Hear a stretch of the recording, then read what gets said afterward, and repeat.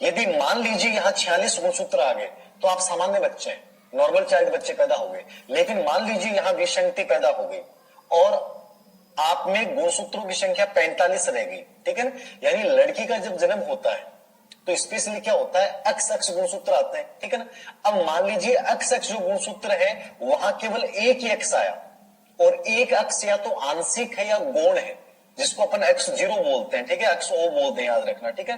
तो ये जो स्थिति है, यानी अक्ष एक ही आया और एक अक्ष या तो गौण रह गया या लुप्त हो गया, तो ये जो स्थिति है इसको अपन 45 गुणसूत्र बोलते हैं। और ये 45 गुणसूत्र की जो स्थिति है इसको अपन बोलेंगे टर्नर सिंड्रोम।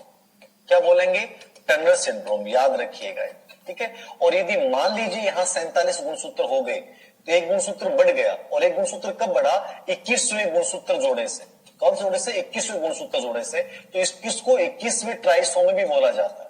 ये आते हैं प्रश्न सर, रेट में बहुत प्रश्न आते हैं सर। 21वें ट्राइसोमी किसे कहा जाता है, जब 47 गुणसूत्र यानी 21वां जोड़ा एक बढ़ जाता है, याद रखना, 21वें गुणसूत्र में एक एक्स्ट्रा आ जाता है, तो यहाँ गुणसूत्रों की संख्या 47 होगी। इसको अपन बोलेंगे डाउन सिंड्रोम।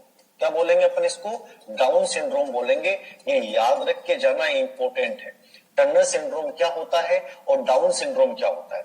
सिंपल सी बात समझना, वंशानुक्रम की प्रक्रिया क्या है, मातृकोश प्लस पितृकोश दोनों मिलके बने संयुक्त उत्पादक कोश। बालक के जीवन का प्रारंभ कितने कोश से होता है, एक कोश से, जिसको अपन क्या बोलते हैं, संयुक्त उत्पादक कोश।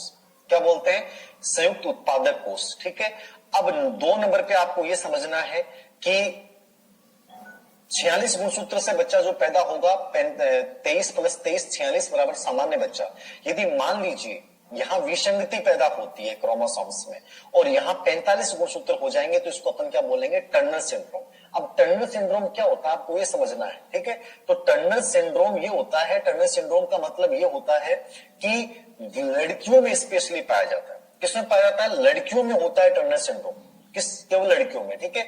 और ऐसी लड़कियों की हाइट बहुत कम होती है, बोनी होती है, और इन लड़कियों का अंडाशय जो होता है वो विकसित नहीं होता है, इसलिए ऐसी लड़कियां आगे जाके बांझ बन जाती हैं, यानी बच्चे को पैदा नहीं कर सकती। इनकी बुद्धि लब्धि भी लगभग 30 से 40 के मध्य होती है। तो टर्नर सिंड्रोम याद रखना किसमें पाया जाता है, लड़कियों में पाया जाता है। और मैंने कहा कि लड़की का जन्म कब होता है, जब एक्स एक्स गुणसूत्र मिलते हैं। लेकिन यहाँ जो टर्नर सिंड्रोम है उसमें एक्स अक्ष दोनों पूरे नहीं आते हैं, एक अक्ष पूरा आता है और एक अक्ष आधा आता है या गौण रहता है। इसको अपन टर्नर सिंड्रोम बोलते हैं। और ये किस में पाया जाएगा, लड़कियों में पाया जाएगा। और ऐसी लड़कियों की हाइट बहुत कम होती है और ये बच्चे को पैदा नहीं कर सकती। ये हल्का सा माइंड में रखना, ठीक है। और डाउन सिंड्रोम जो है ये इंपॉर्टेंट है। डाउन सिंड्रोम के अंतर्गत क्या हुआ, गुणसूत्रों की संख्या बढ़ गई, यानी 47 हो गए।